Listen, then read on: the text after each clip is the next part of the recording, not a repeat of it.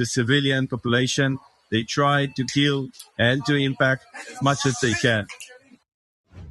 All right. So again, a quick soundbite right there from the IDF as they were on the scene there of that kindergarten struck. And I guess, Mark, that brings up kind of the point once again that we've heard time and time again, that Iran and these terror proxies are not just targeting military sites, because you have to imagine that there was not a military site for Israel in that kindergarten building. So they are targeting civilians rather than military sites. Yeah, absolutely, Josh. And I think you brought up an excellent point. Determining where this missile came from, whether it came from Hezbollah or came from Iran itself, shows that they are escalating this. Iran is kind of, I'll say, taking the gloves off. They have gone after a lot of civilian targets, especially in Israel, and along with their partner Hezbollah. Hezbollah has launched several hundred missiles and rockets since the beginning of this combat operation. So you can see that. And Iran this week, escalated in the fact that they went after some refineries in Israel. And now they've gone after, this is not the first time they've gone after civilian targets, and they're going to continue to do so. What they've changed, now remember that Israel has an excellent air defense, anti-ballistic, anti-drone capability, but it's not infallible. So when we look at that, Iran has gone to using cluster munitions. And that's what the IDF spokesman was talking about there. What happens here is these actually open up, if you will, in flight over their target area, and makes it almost impossible to take out all the different submunitions that come out of a warhead. So now we have to worry about how that's doing. And there's been several Israeli deaths throughout this week based on these cluster munitions. They're more effective, and they're really indiscriminate. Iran is just indiscriminately targeting and trying to inflict as much pain on Israel as possible at this time. It's more of a threat to Israel when they're using these cluster munitions, and that's their primary target. Take out as many civilians, make it painful for the Israeli population, and try to turn this fight into Iran's favor, or at least get the sentiment going for Iran out here. I'm going to pop this up on your screen. This is just coming in from the Israeli Air Force as they say, during an operational mission of the Air Force over Iranian airspace, a surface-to-air missile launch was detected toward an Israeli fighter jet. The crew acted in accordance with procedures, no damage caused to the aircraft, and the mission was completed as planned. Since the start of the war, several attempts have been made to strike Israeli fighter jets over Iranian airspace, and the air crews have successfully countered the threat.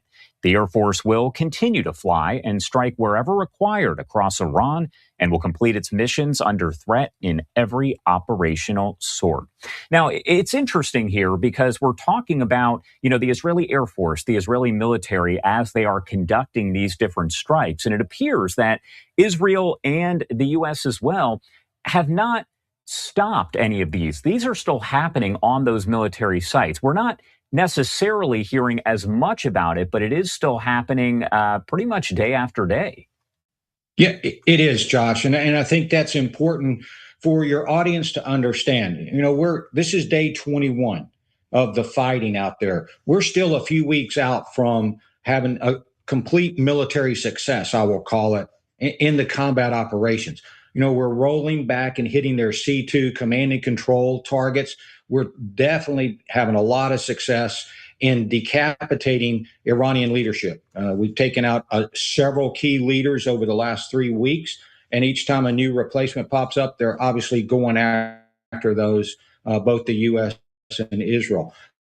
But it's not an easy mission.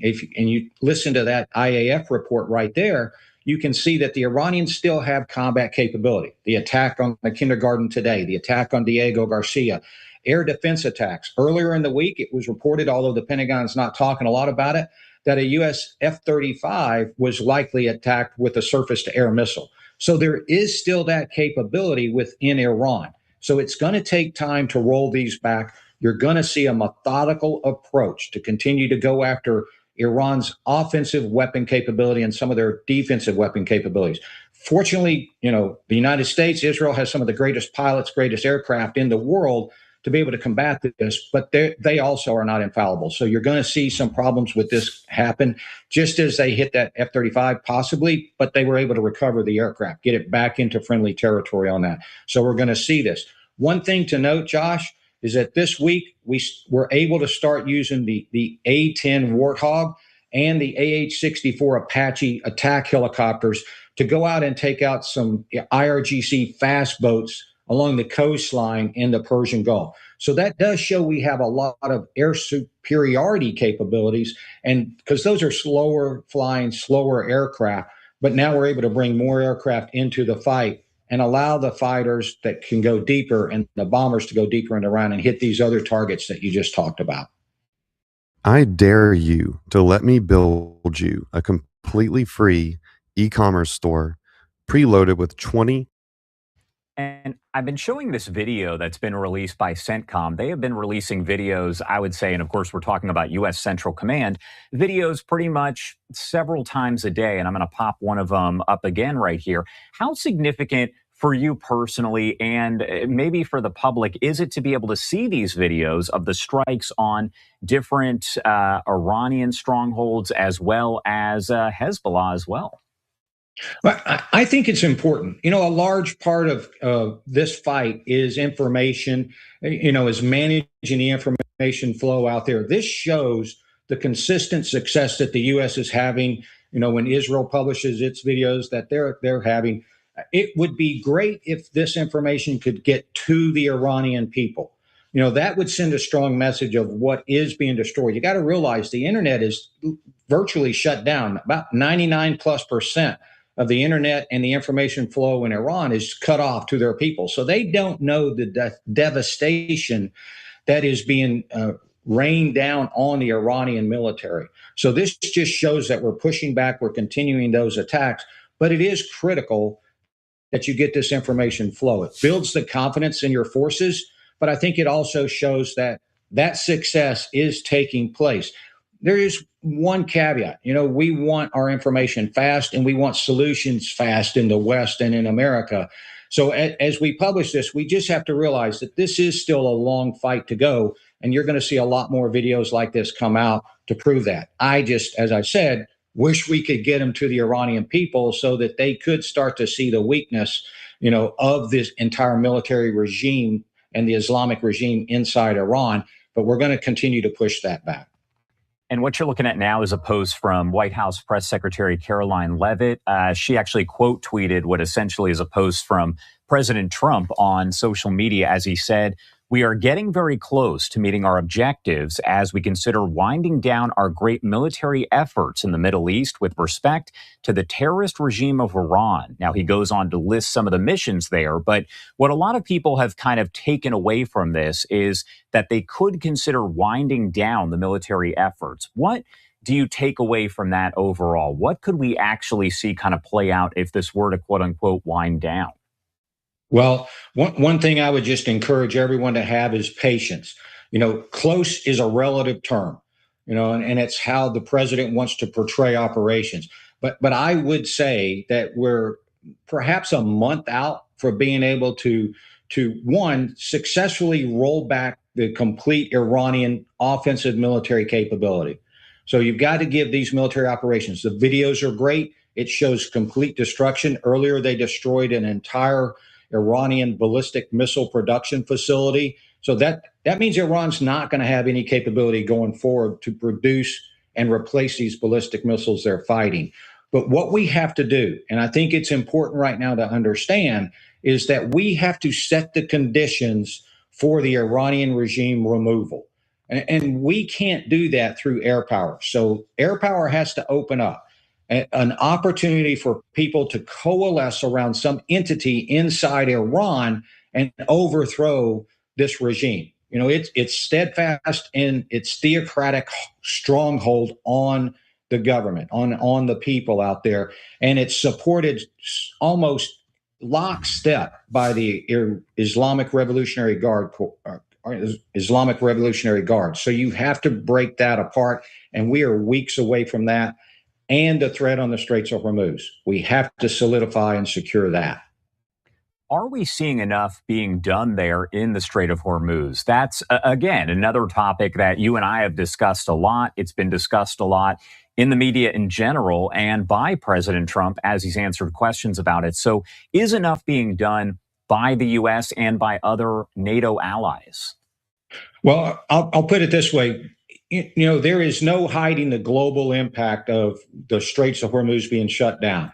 But it is something that we have known in every operation I helped plan, in every operation that we've conducted since the 1980s, that the Straits of Hormuz was a global weak point, if any combat operations. As long as you have this regime in place in Iran, the Straits of Hormuz are always going to be a global weak point out there, and something that Iran will continue to hold hostage. It has throughout time. You leave this regime in place, you still have that threat over the Straits of Hormuz. Before the fighting, about 100 ships a day were getting through. Since the fighting, since 1 March, maybe 100 ships have gotten through in and out total. So you're going to see this, and you're going to see Iran continue to play this factor up out there. Is enough being done? Well, what you saw this week is the U.S. start to transition its targeting effort against the coastline areas to start to take back or roll back the Iranian offensive capability against the Straits. But that's only part of what has to happen out there. To fully secure it and to fully get things going, you have to look at taking out all the coastal sites. There's several islands in the southern part of the Straits of Hormuz. I will say Abu Musa, Greater and Lesser Tum, Siri Island are all out there and militarized by the Iranians. So they've got the offensive capability on those islands to attack ships. Keshem Island near Bandar Abbas, all of that is militarized. That has to be rolled back. And the U.S. right now is the only country rolling those particular targets back as Israel focuses, farther to the north. So do you want to get ships through there? We've conducted escort operations before, but we've always had partners in doing that. And what we see right now is no one's coming to the front to say, okay, we're going to put ships in there and help protect this oil getting through and ensure that traffic can get through. Even though the United States doesn't get its oil from Iran or through the Straits of Hormuz, these other countries do. I noticed in the last couple of days, there's been a pledge of about 20 countries saying they want to ensure safe passage, but not any of those 20 countries have said they're going to put ships in there to support that. U.S. can't do that alone. Right now, we can't divert any of our shipping from our offensive operations to conduct these complex convoy escort operations. So we need people who are benefiting from the Straits of Hormuz to step up and start supporting this, or Iran's going to continue to hold this stranglehold. I got to ask you, because we're looking to the future here. We heard, as I mentioned, from President Trump, White House Press Secretary Caroline Leavitt, about exactly what happens next. We've heard from Secretary of War Pete Hegseth, Dan Raisen-Kane, a lot of different folks about where we go from here. So what are you specifically watching in the coming days and potentially weeks here as we watch this play out? Whoa. What's that? I just built a budgeting app in Base 44. Guys. Well, Josh, I'd go with what am I going to watch for in weeks as we work our way through this. Again, it's a methodical military campaign. It takes time. I'll go back to 23 years ago yesterday. We began our ground operations for Operation Iraqi Freedom. It took us weeks to get into where we were doing ground combat operations, air support operations, all of that, to defeat the Iraqi military. Different scenario, but we're not even at the point right now where we were at that overall attack on Iraq and success that we had there. So give it more time. We have to hit the Straits of Hormuz more. We have to start to push that back to help open up that commercial shipping to go through there. But as I said, we're going to need some outside support to go in there and kind of get those ships safely through there. It's a three-dimensional kind of threat that Iran has against shipping: air attacks from missiles and drones, subsurface attacks from mines.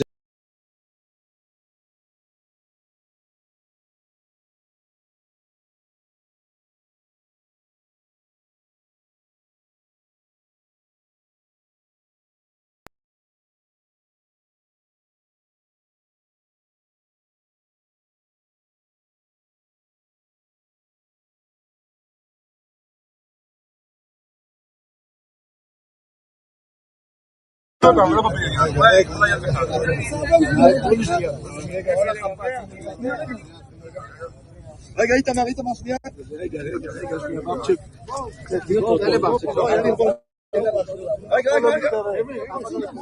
אדוני השר. רגע, תנו לנו לצלם. חבר'ה, תבואו רגע תקשורת.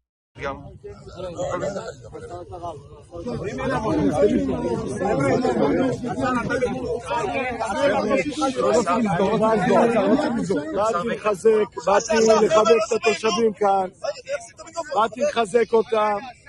עם ישראל ברוך השם חזק,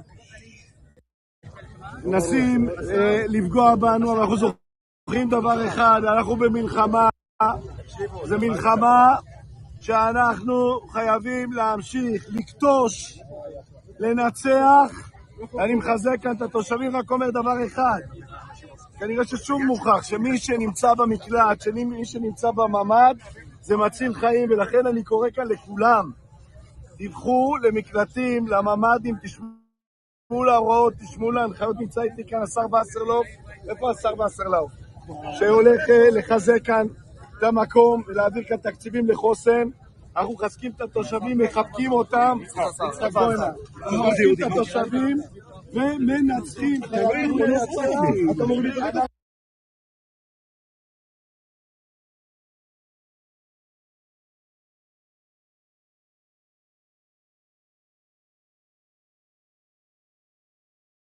Permanently deny Iran nuclear weapons forever. Iran's nuclear ambitions had been controlled by the nuclear agreement that Donald Trump ripped up in 2018. This was a horrible one-sided deal that should have never, ever been made. But the reason we are here today at a point where we have a full-blown military crisis, not just in the region, but one that has a threatened global economy, is because that agreement was torn.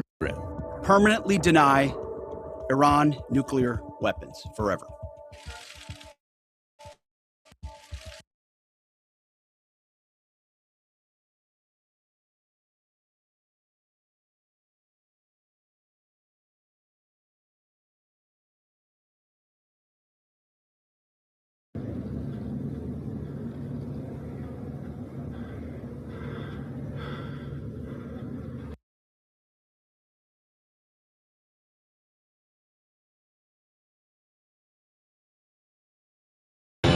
Hi, Mr. Trump. Here is Mashhad City. Ayatollah killed my people. Please help to my people. Please help to Reza Pahlavi. Come to Iran. Baby Netanyahu, please come to Iran. Please help to Iranian people.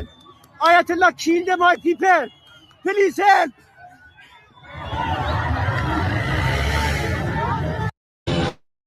Hi, Mr. Trump.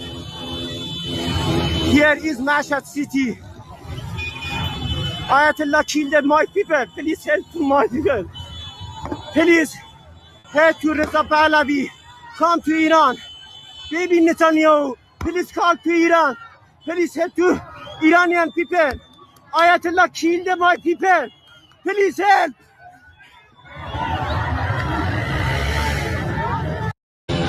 Hi, Mr. Trump. Here is Mashhad City.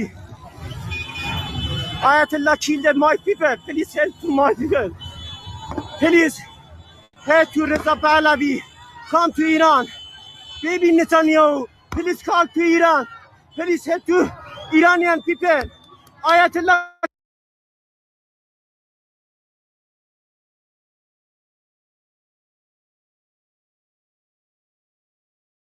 I think that what has to be done is to have alternative routes instead of going through the choke points of the Hormuz Straits and the Bab el-Mandeb Straits.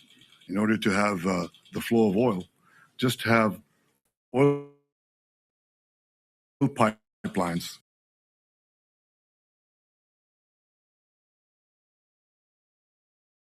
The primary message is that if Iran believes that the Gulf states are incapable of resilience nor respond, their calculations would prove wrong. The political responses are available and non-political responses are equally available on the table. Iran needs to review its intentions. If they are sincere in extending an arm of friendship and brotherhood, first of all, you need to uphold principles of Islam, which wouldn't allow a true Muslim to attack their neighbors, especially Muslim neighbors, and particularly civilians and the interests of Muslim nations. It seems that Iran didn't consider all these considerations, and all this comes at a price. The primary message is that if Iran believes that the Gulf states are incapable of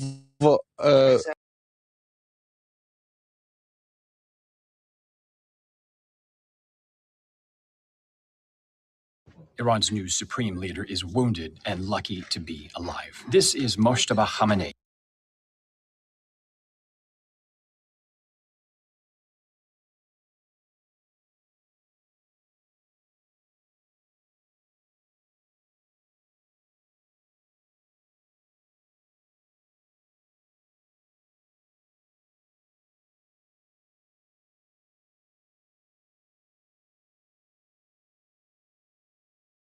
Disaster for him in many ways. One way is simply that if the Strait of Hormuz does not reopen properly for weeks or months, God forbid, the knock-on effect in a few months' time on the American cost of living of the average American, both at the gas pump, food prices, and so on, from that Strait of Hormuz being strangled for a sustained period of time, could be absolutely unprecedented and horrendous. Let me make it worse for you. The 2008 collapse happened because we had sustained oil prices over $130 a barrel. The Western world is not built for $130 a barrel sustained. If this goes poorly, it will collapse the economy, and not just ours, but of the West. It is a massive, massive disaster for him in many ways. One way is simply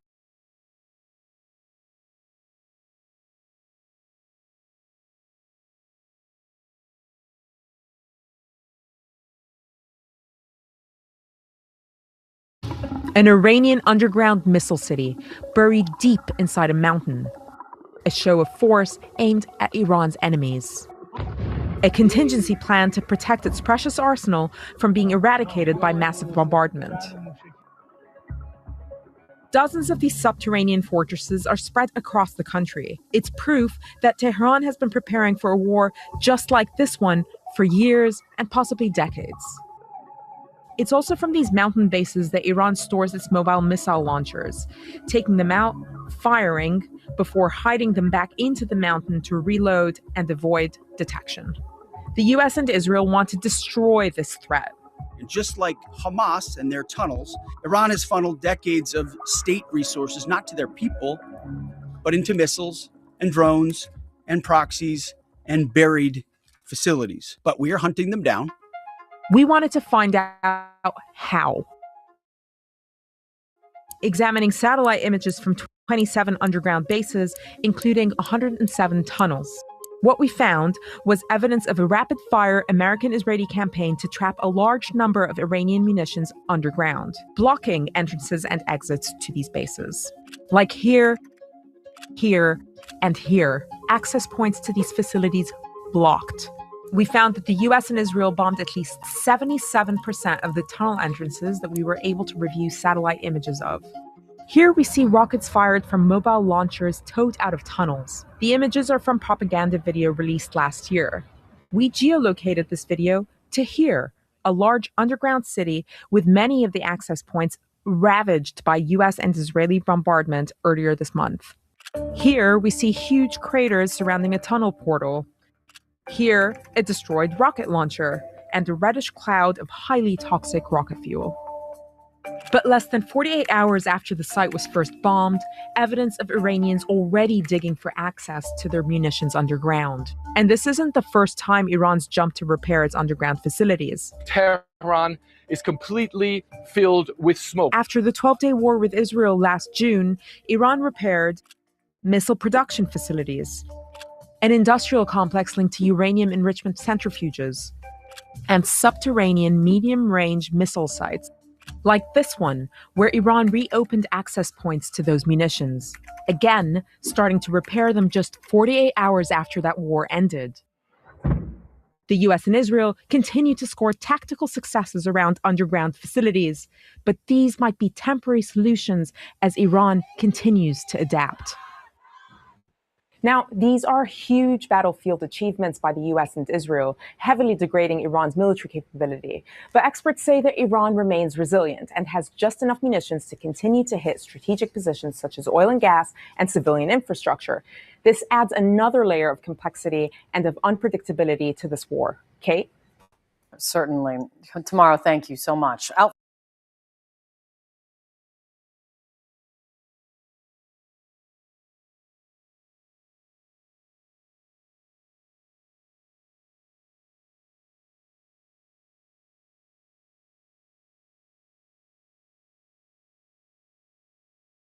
States conducted this operation with a very clear goal in mind. I haven't got a chance to see a lot of reporting. I don't understand what the confusion is. Let me explain it to you, and I'll do it once again as clearly as possible. Perhaps you'll report it that way. The United States is conducting an operation to eliminate the threat of Iran's short-range ballistic missiles and the threat posed by their Navy, particularly to naval assets. That is what it is focused on doing right now, and it's doing quite successfully. I'll leave it to the Pentagon and the Department of War to discuss the tactics behind that and the progress that's being made. That is the clear objective of this mission. The second question that's been asked is, why now? Well, there's two reasons why now. The first is it was abundantly clear that if Iran came under attack by anyone, the United States or Israel or anyone, they were going to respond against the United States. The orders had been delegated down to the field commanders. It was automatic, and in fact, it bared to be true because, in fact, within an hour of the initial attack on the leadership compound, the missile forces in the south and in the north, for that matter, had already been activated to launch. In fact, those had already been pre-positioned.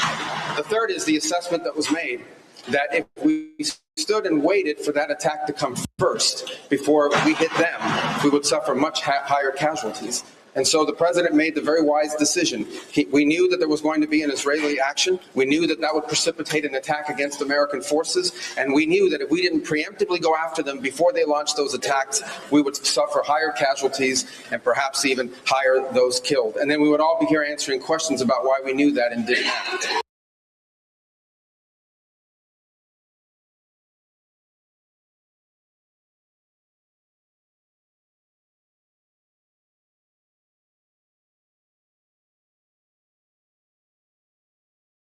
Breaking news this morning. We just learned, get this, the director of the National Counterterrorism Center, Joe Kent, has just announced he's resigning.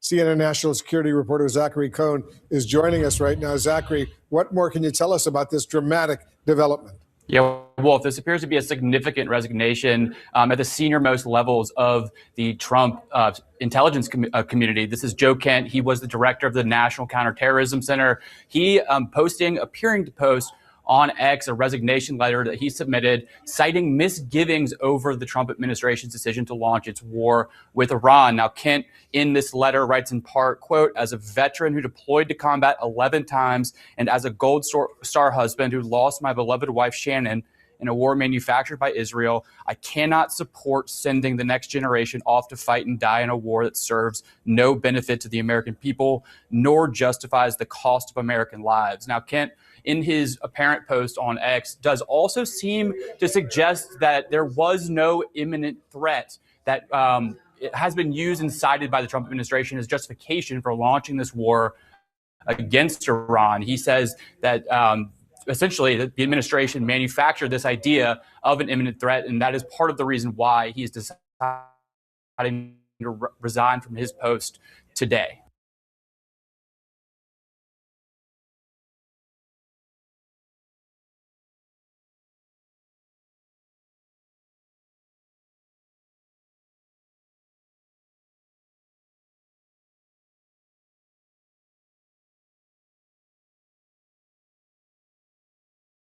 Was he didn't bring them in on the planning for this. Think back to George W. Bush when he was planning the run up to Iraq. Whether you thought Iraq was a good idea or a bad idea, he went out and worked the allies. The coalition of the willing. I'm old enough to remember. He got some, Jake. We were covering the White House at the time, right?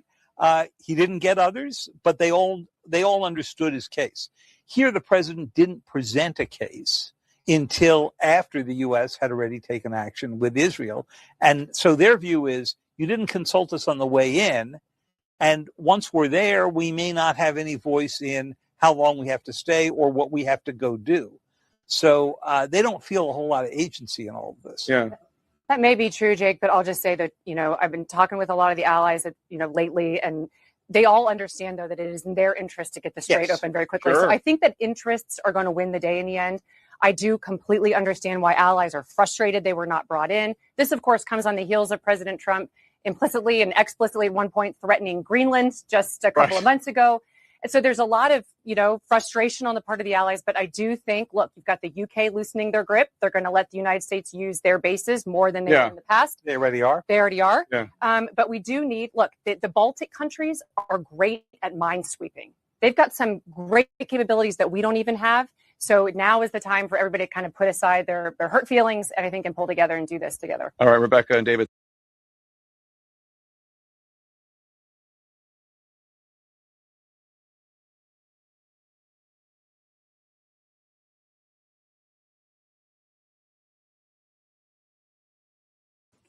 We're on plan to defeat, destroy,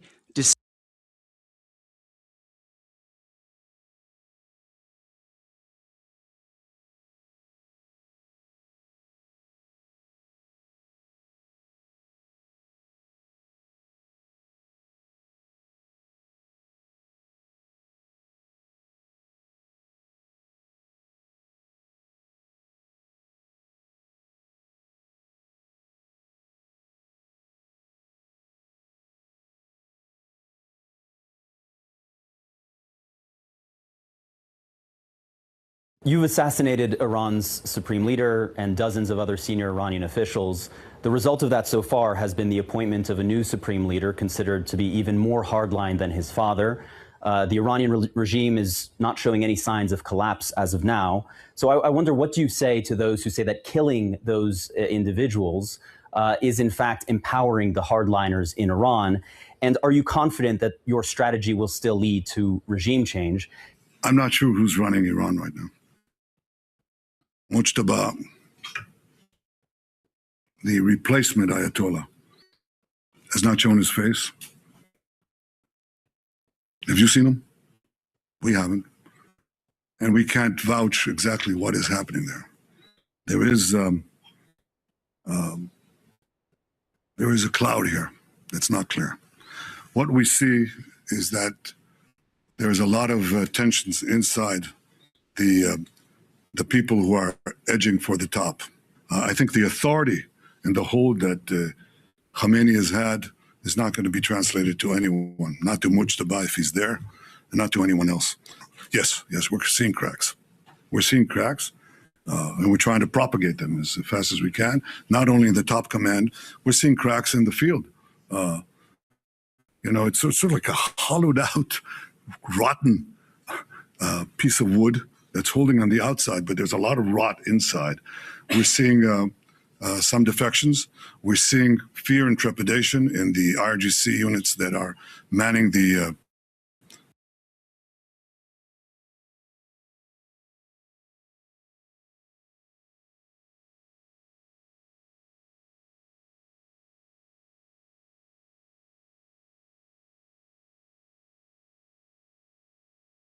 We know the administration is also focusing on trying to end the war between Russia and Ukraine. And it's interesting, some of those discussions are connected to this conflict in Iran. What can you tell us about that? Well, just today, U.S. negotiators did hold another round of talks with Ukrainian leaders in Florida. U.S. Special Envoy Steve Witkoff says those talks were constructive, but we know this has been a really slowly progressing discussions. And now this is all connecting back to this war with Iran as well. A source familiar does tell News Nation that Russian President Vladimir Putin told the Trump administration earlier in the week that Russia would agree to stop sharing intelligence with Iran if the U.S. agreed to stop sharing intelligence with Ukraine. But the Trump administration, we're told, rejected that offer. And the FBI is now warning of a new Russian cyber phishing campaign. Director Kash Patel says Russian intelligence actors are targeting U.S. leaders on communication apps like Signal. And he says they're going after these high intelligence value targets, people like government officials, military leaders, politicians, and journalists. So the FBI is asking everyone to start taking precautions to avoid falling for these phishing scams. Things like treating unknown messages with suspicion and not clicking on links until you've verified them, Natasha.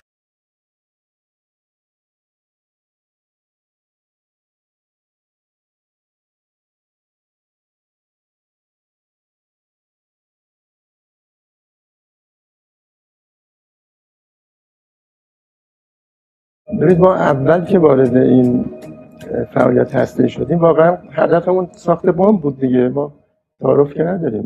یعنی شما میگید هدف ساخت بمب بوده واقعا؟ 100%. هدف کی این بوده؟ یعنی کل نظام یا همه اونایی که این فعالیت رو شروع کردن واقعا هدف ساخت بمب بود. حالا که شروع کرده بودیم و دیگه می‌خواستیم کار خب اینو شما اگه میتونستیم اینو حفظش کنیم و بمب آزمایش می‌کردیم کار تموم شده بود. مثل در پاکستان ما که شروع کردیم بعد تا آخرش. حالا اینه که شما میگید میگم چون ما تا حالا رسمی خیلی نشدیم کسی این صحبت‌ها رو کنه. اینایی که شما میگید تبعاتی نداره مثلا مذاکرات و اینها به عنوان بالاخره کسی که ما توجه نداره. با خارجی.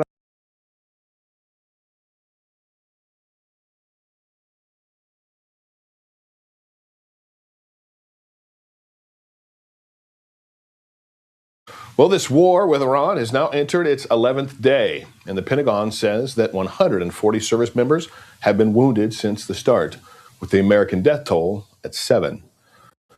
A vast majority of the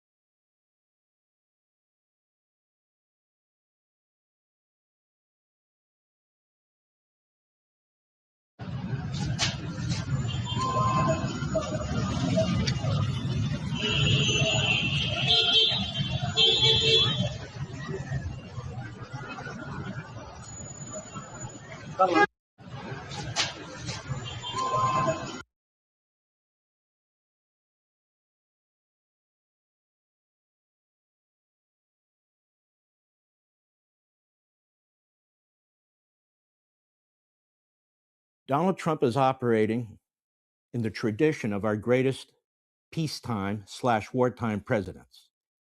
Despite the outrageous media coverage in this country, despite the constant efforts under Operation Sabotage by a Democrat Party that is hell-bent on losing this war, that is hell-bent on undermining the commander-in-chief, that is hell-bent on undermining our armed forces, and yes, is giving aid and comfort, propaganda to the enemy, as are individuals who I call the woke right neo-fascists, who are stirring the anti-Semitism pot, who are stirring the trash Christian pot.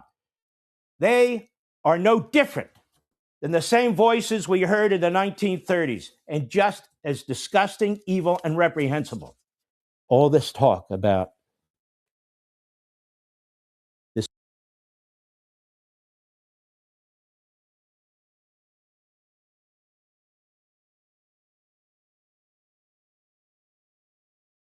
Do you think on Israel, do you think they could defeat Iran without America's help? What's your view on that? Yes, I do. And you look at the 12-day war. The 12-day war, Israel completely decimated Iran, and they did almost the entirety of that war on their own. You look at their bombing raids, and I will tell you, the Mossad, their intelligence penetration is extraordinary. If you remember in the 12-day war, the Ayatollah would appoint a new head of the IRGC, and within 24 hours he'd be eliminated, and then he'd appoint a second one, and within 24 hours he'd be eliminated. By the third or fourth, David, how would you react if the Ayatollah says, "Hey, you want to run the IRGC?" I think you might say, maybe you get Bob to do it instead. Yeah, and I wouldn't want a pager.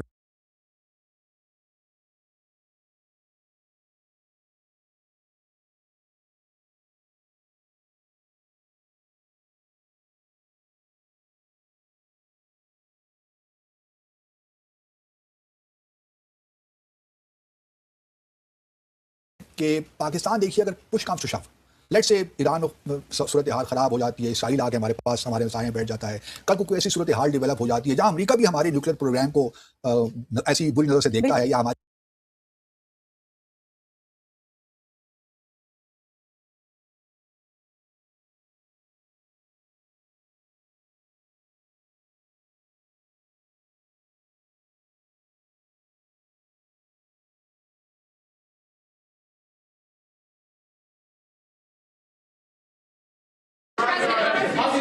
Your director of national counterterrorism, Joe Kent, he just resigned today. He said he can't support your conflict with Iran. What's your reaction to that? And did you? Well, I read his statement. I always thought he was a nice guy, but I always thought he was weak on security, very weak on security. I didn't know him well, but I thought he seemed like a pretty nice guy. But when I read his statement, I realized that it's a good thing that he's out, because he said that Iran was not a threat. Iran was a threat. Every country realized what a threat Iran was. The question is whether or not they wanted to do something about it. And many people, many of the greatest military scholars are saying for years that presidents should have taken out Iran because they wanted a nuclear weapon. They were, if we didn't do the attack, or if I'll go a step further, if I didn't terminate the Iran nuclear deal given to us, one of the worst deals ever made by Barack Hussein Obama. Remember when?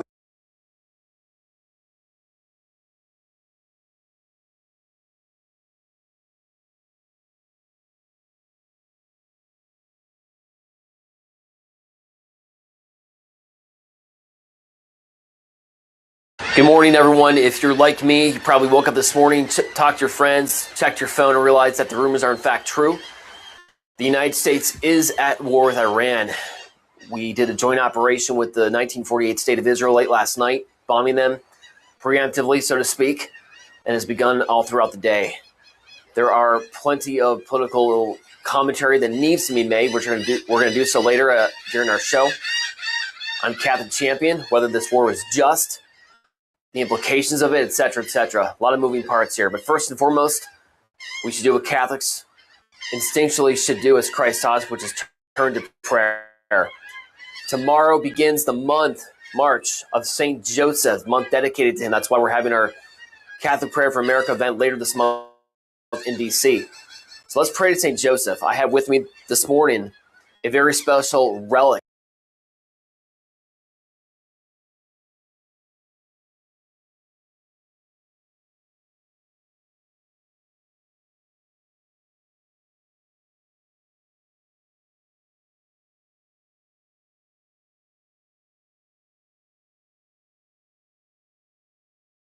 Yeah, but this guy's been trying to get war with Iran for decades, man. Yeah, oh yeah, he's loving this. And if he's not, by the way, if he's not in war, he's not in office anymore. And then he gets indicted. Like, right. He's in the middle of at least one case, one corruption case. Mm-hmm.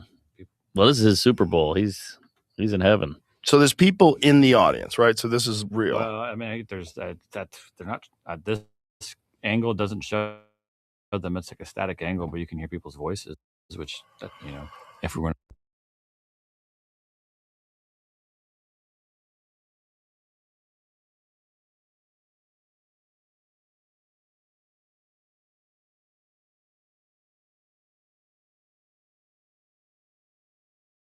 Yo, Rob, we have a saying in the Navy that any ship we were once seized, it's kind of like how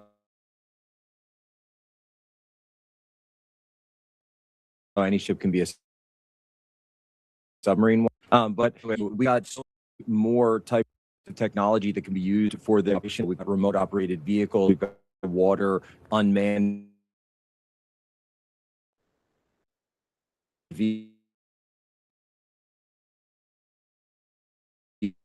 towed array that can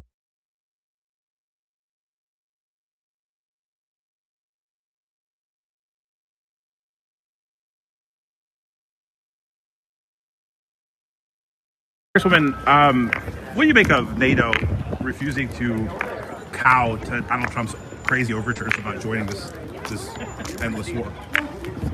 I think Donald Trump has never presented a justification to the American people about why he has embarked upon an illegal and highly reckless war that has already resulted in thousands of civilian deaths, not just in Iran, but in Lebanon, across the region, has left Americans stranded in the Middle East with no help from the State Department.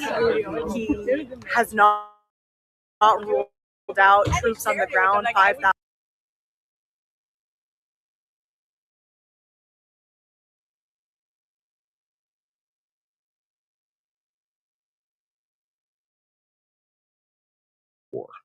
This is not 2002.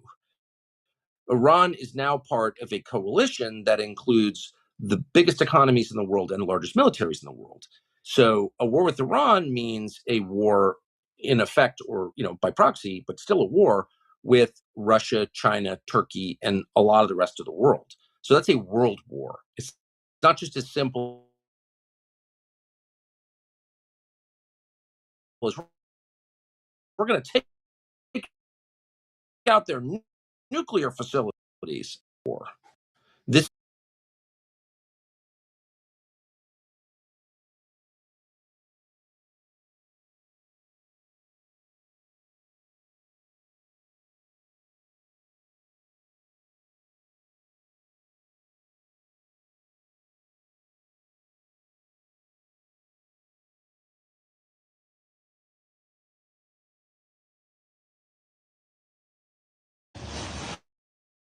ما قصد نداریم با کشورهای مسلمان اختلاف کنیم.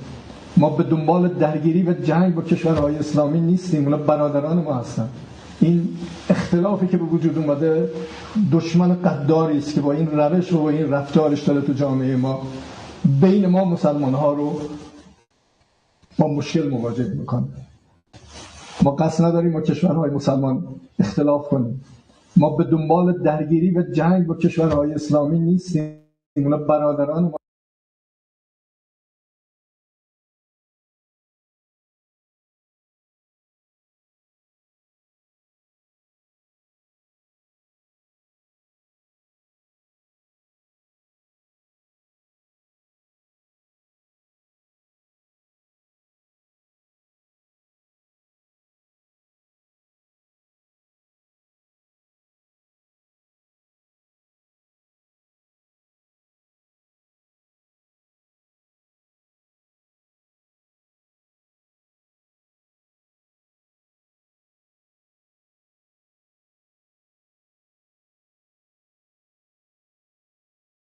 Hour, we know, and we know they know, that the military capabilities of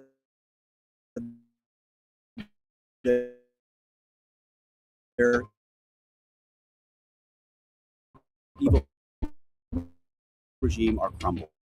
We will keep pressing on being destroyed or shot out of the sky. With every passing hour, we know, and we know they know, that the military capabilities of their evil regime are crumbling. We will keep pressing, we will keep pushing, keep advancing, no mercy for our enemies.